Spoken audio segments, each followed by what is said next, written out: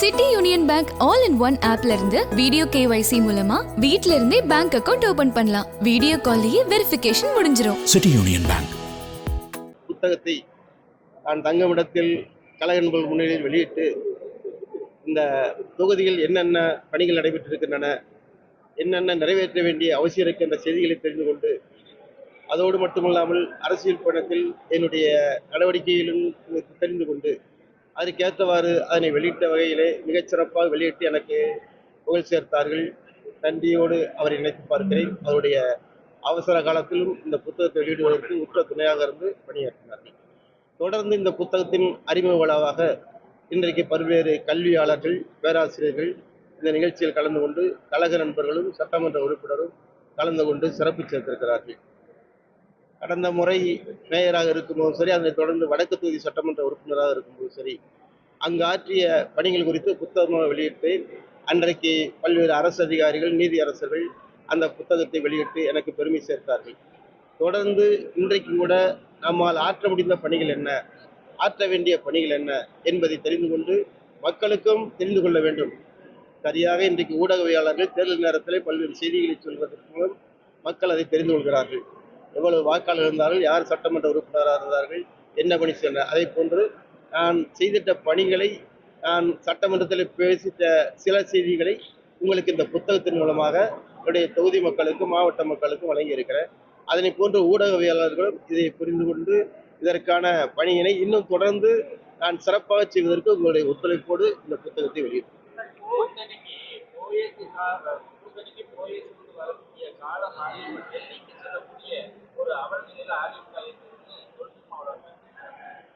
எந்த எதிர்கட்சிக்காரங்களோ ஆளுங்கட்சிக்காரங்களோ இவங்க பேசுகிறாலும் எங்களுடைய எடப்பாடியாருடைய நோக்கம் என்ன மிக தெளிவாக சொல்லியிருக்கிறாங்க. எங்களுக்கு அனைத்திந்திய அண்ணா திமுக எடப்பாடியார் தலைமையில் முதலமைச்சராக ஒரு தனிப்பட்ட முறையிலே ஒரு அனைத்திந்திய அண்ணா திராவிட முன்னேற்ற கழக ஆட்சி இருக்கும். அதுக்கு கூட்டணி எந்த வரைக்கும் உறுதுணையாக இருக்கும். இதுதான் உங்களுடைய எடப்பாடியாரோட நோக்கு. எதிர்கட்சிகள் என்ன வேண்டுமானாலும் விமர்சனம் செய்யலாம். ஆனால் எடப்பாடி அண்ணன் எதிர்பார்க்கிற நினைக்கிற செய்தியிலிருந்து ஒரு காலம் கூட பின்தங்கியதில்லை, பின்வாங்கியதில்லை. மத்திய அரசோடு போராடி பெற்றிருக்கிறார். அவர் போராட்ட உணர்வு மிக்கவர். ஏன்னா அங்க நாடாளுமன்றத்தை ஸ்தம்பிக்க வைத்தது எடப்பாடியார் அண்ணன் முதலமைச்சராக இருக்கும்போது இருந்த நாடாளுமன்ற குழு, நாடாளுமன்ற உறுப்பினர். அப்படிப்பட்ட டெல்லிக்கு சென்றால் அங்க இருக்கிற தலைவர்கள் எல்லாம் பிஜேபி கூட்டணி மறுக்கல, தேசிய கட்சியோடு கூட்டணியா இருந்திருக்கோம். அதனால அருமை அண்ணன் அவர்கள் உரிய வகையிலே மிக விரைவில் முடிக்க என்பதற்காக சென்னைக்கு சென்றிருக்கலாம், டெல்லிக்கு சென்றிருக்கலாம். இதே டெல்லிக்கு சென்ற திமுக காலத்துல எவ்வளவு அடிபணிந்திருந்தார்கள். இன்னைக்கு இந்தியா கூட்டணியை விட்டு வெளியே வரட்டவங்க ராகுலை நோக்கித்தானே போய்கிட்டு இருக்கிறாங்க, சோனியா காந்தி நோக்கி போயிட்டு இருக்காங்க. பட் எங்களுடைய எடப்பாடியார் எந்த போதும் ஒரு நாள் கூட யாருக்கும் இது போன்ற கொள்கை பிடிப்பை விட்டுக் கொடுத்தது, குறிப்பாக அண்ணா திமுக என்ற மாபெரும் இயக்கத்தை விட்டுக் கொடுக்க மாட்டவே மாட்டார் என்பதுதான் உண்மை.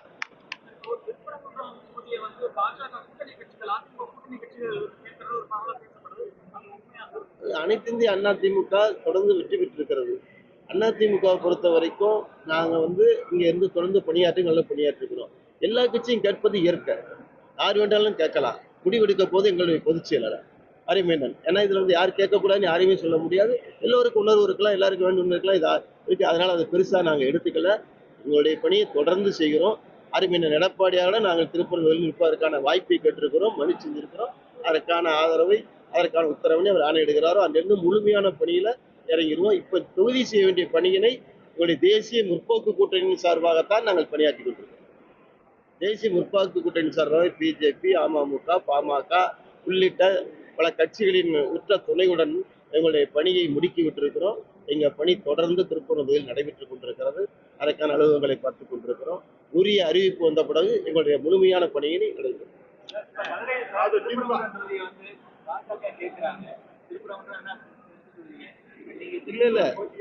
இல்ல அது பற்றிய தகவல் யாருக்கு தெரியும்? பாஜக கேட்கிறாங்க, யாருக்கு? ஊடக செய்திகள் தானே தவிர உண்மையான செய்தி யாருக்கும் தெரியாது. வேறு ஆகவே அது உண்மையான செய்தி தெரிந்தது அங்க மேல இருக்கிற தலைவர்களுக்கு மட்டும்தான் தெரியும். உண்மையான நிலைமை என்னவென்பது யாருக்கும் தெரியாது. எங்களுடைய பொதுச் செயலாளருக்கும் உரிய பிஜேபி கூட்டணிக்கு மட்டும்தான் தெரியும். நாங்கள் எங்களுடைய பணியை சரியாக செய்து கொண்டிருக்கிறோம். ஆகவே அது கேட்கணும் ஊடக செய்தி மட்டுமே தவிர, திருப்பரங்குன்றம் என்பது அனைத்து இந்திய அண்ணா திமுகவின் கோட்டை. இது ஆண்டாண்டு காலமாக அண்ணா திமுக வெற்றிகரமாக நடத்தி கொண்டிருக்கிறது. இங்கே நல்ல பணி செய்யணும். ஆகவே ஒருத்தருக்கு ஒருத்தங்க பொதுச்செயலாளர் சொன்ன மாதிரி ஒருத்தருக்கு ஒருத்தர் விட்டு கொடுத்து பண்ணிக்கிட்டு இருக்கான்னு சொல்லிட்டு அது மாதிரி அதிமுக மிகச்சிறந்த பணியோடு இருக்கு. இதனால எங்களுக்கு எந்த சந்தேகமும் இல்லை, எந்த இதுவும் கிடையாது. உரிய நேரத்தை உரிய வகையில வெற்றி வாய்ப்புக்கான விதத்தை புரிந்து கொண்டு யார் யாருக்கு இருக்கோ அதை புரிந்து கொண்டு எங்களுடைய பொதுச்செயலாளர் நடவடிக்கை எடுப்பார்.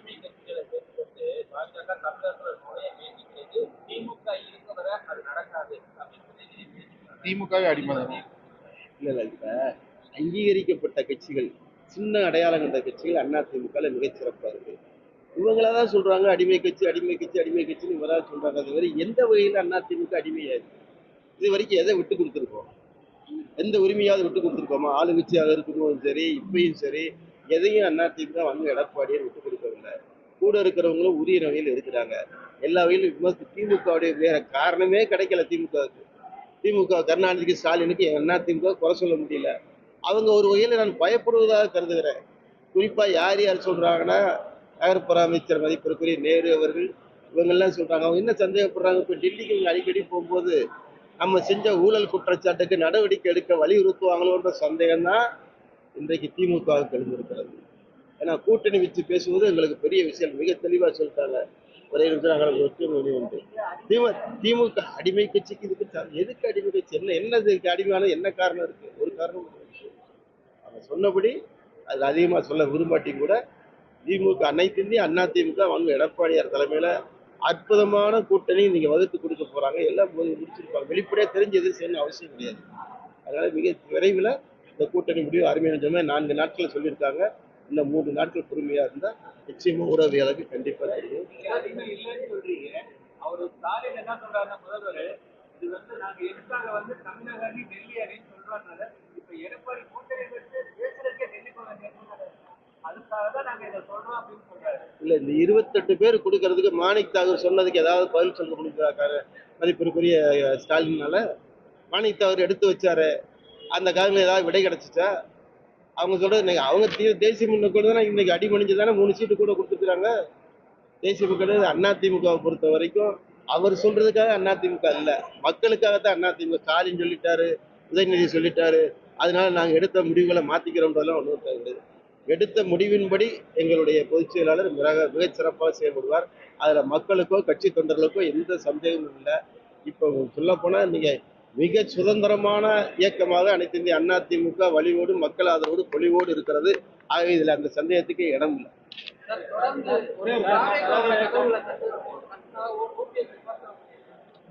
அவங்களாம் விடுங்க, அவங்களாம் எங்களுக்கு எதிரிகளே கிடையாது. அதிமுக எதிர்ப்பா நான் கருதப்படுவது கருணாநிதி மகன் மதிப்பிற்குரிய ஸ்டாலின் அவர்களும் அவருடைய வாரிசுகளும் தான். நாங்க மற்றவங்களெல்லாம் நாங்க பத்தி கன்சிடர் பண்றதே கிடையாது. நாங்க தேர்தலுக்கு போருக்கு தயாராகிட்டோம். வெற்றியோட அடுத்த முறை வரும்போது இன்னும் ஒரே மாதத்துல அருமையான எடப்பாடியார் முதலமைச்சர் அமர்வாரு. அதுக்கப்புறம் எல்லாத்தையும் பாருங்க.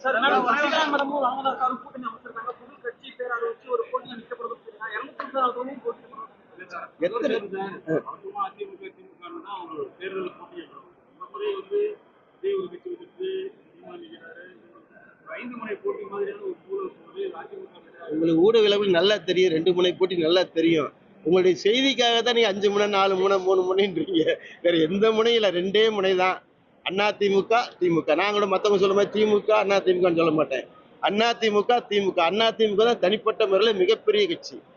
திமுக அதை விட எல்லா வகையிலும் உதாரணம் புள்ளி விவரங்கள் எடுத்து பார்த்தோம்னா திமுக 2வது இடத்துல தான் எல்லா வாக்காளர் எண்ணிக்கையிலும் சரி, எண்ணிக்கையில் ஆண்ட காலங்கள் 31 ஆண்டுகளாக அதிமுக ஆட்சி புரிந்திருக்கு.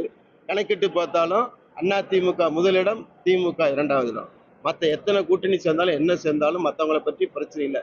கடைசியில் இது 2 தான் நிற்கும். இன்றைக்கிற கூட்டணியில் 2 தவிர வேறு வருவாது. எல்லா பேரும் எது வேணாலும் சொல்லலாம், எது வேணாலும் பேசலாம். நடைமுறை அனைத்து இந்திய அதிமுகவா திமுகவா? இதுல வலிவோடு பொலிவோடு இன்றைக்கு அதிமுக. ஏன்னா திமுக 5 ஆண்டு காலத்துக்கு மேல எந்த காலகட்டத்திலும் ஆட்சி படத்துல இருந்ததில்லை. வரலாற்றுல மதிப்பிற்குரிய கருணாநிதி காலத்துல 70 எடுத்துட்டா கூட 5 ஆண்டுக்கு மேல தொடர்ந்து 6வது ஆண்டு ஆட்சி படத்துல இருந்ததாக வரலாறு கிடையாது. அதே போன்றுதான் இந்த முறையும் அந்த 5 ஆண்டுகள் அவங்களுக்கு முடிஞ்சிருச்சு. நீ அடுத்த அருமையான எடப்பாடியார். நாங்க போட்டியாக அவங்க இவர் சொன்ன மாதிரி யாருன்னே தெரியாத சூழ்நிலை மாதிரி உருவாக கூடாது. அதுல யாரும் நாங்க போட்டியாக அவங்கள மதிப்புக்குரியவங்களா நாங்க வச்சிருந்தோம். அதோட சரி, அவ்வளவுதான். எங்களுக்கு அவங்கெல்லாம் போட்டியே கிடையாது. கிட்ட ஒரு விழுக்காடு கூட போட்டி கிடையாது எங்களுக்கு போட்டி திமுக தான், ஸ்டாலின் தான், அவருடைய வாரிசுகள் தான். இன்னும் வேற ஒருத்தர் மக்களை நிறைய சந்திச்சிருப்பீங்க. அவங்க வைக்கக்கூடிய பிரதான குறைகள் கோரிக்கை எதுங்க மக்களை நிறைய கவனமா ஆமா. அவங்க சொல்லக்கூடிய கோரிக்கை குறைகள் இந்த அரசு மேல சொல்லக்கூடிய குறைகள் அடுத்த அரசு வந்தா யாரு இல்ல மக்களுடைய கோரிக்கைகள் நிறைய வளர்ந்து வர்ற எதிர்காலம் கோரிக்கைகள் நிறைய இருக்கு, நடந்துகிட்டே இருக்கு. எங்க பார்த்தாலும் இப்ப மதுரை மாவட்டத்தை பொறுத்த வரைக்குமே இப்ப விமான நிலையம் சர்வதேச விமான நிலையமா மாறி மிகப்பெரிய வாய்ப்பு இருக்குது. எய்ம்ஸ் மருத்துவமனை வளர்ந்துகிட்டே இருக்குது. இது போன்ற டெவலப்மெண்ட்ஸ் ஒரு தொழில், மிகப்பெரிய தொழில் ஒன்று வர வேண்டும். மதுரைக்கு மிகப்பெரிய தொழில் ஒன்று வர வேண்டும். மக்களுக்கு வேலை வாய்ப்பு கிடைக்க வேண்டும். அந்த சூழ்நிலையில இன்றைக்கு மக்களுடைய கோரிக்கைகள் அடிப்படை தேவைகள் குறிப்பாக மதுரையில முழுசா நிறைவேற்றப்பட வேண்டிய அவசியம் இருக்கிறது.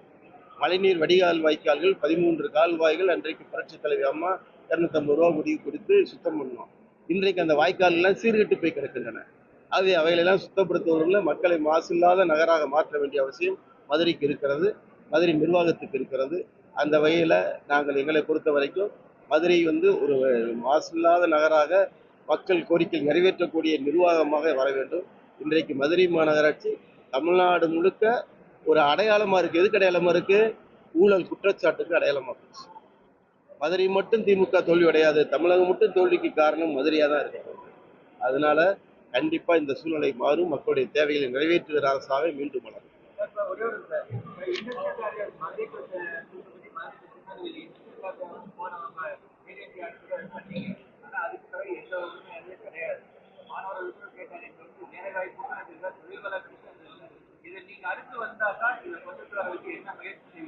இல்ல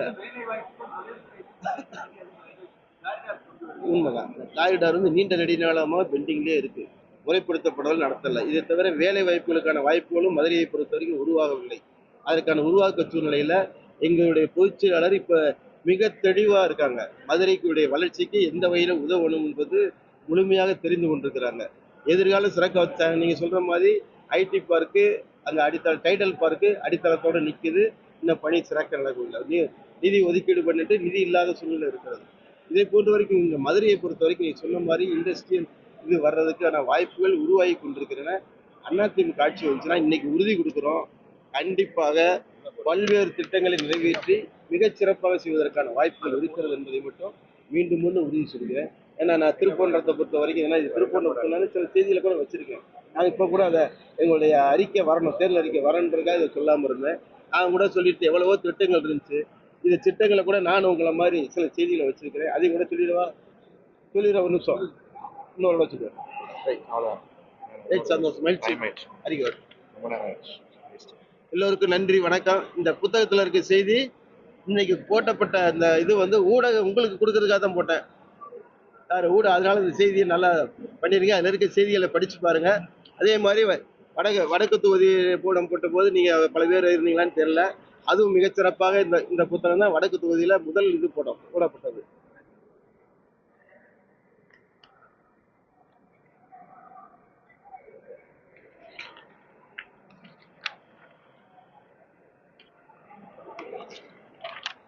அன்றைக்கு வெளியிடப்பட்ட வாழ்த்துச் செய்திகள், வெளியீட்டு விழா மற்ற வாழ்த்துச் செய்திகள் அது இருந்தது.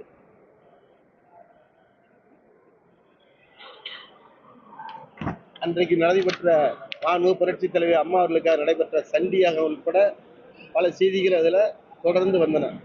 மகா சண்டியானத்தோடு மிகப்பெரிய யாகம் உட்பட அத்தனை செய்திகளும் அன்றைக்கு சிறப்பாக வந்தன. காட்சியில தாலிக்கு தங்கம் வழங்குற திட்டத்துல இவ்வளவு பேர் பயனாளிகளா இருந்தாங்க. மதுரை மாநகராட்சியில் இந்த படத்துல பார்க்கக்கூடிய 5000த்துக்கு மேற்பட்டவர்கள் பயனாளிகள் இருந்தாங்க. அந்த திட்டம் இன்றைக்கு முடக்கப்பட்டு விட்டது. மாண்புமிகு எடப்பாடி அவர்கள் மீண்டும் ஆட்சிக்கு வரும்போது அந்த திட்டம் திருப்பி அமலுக்கு வரும்.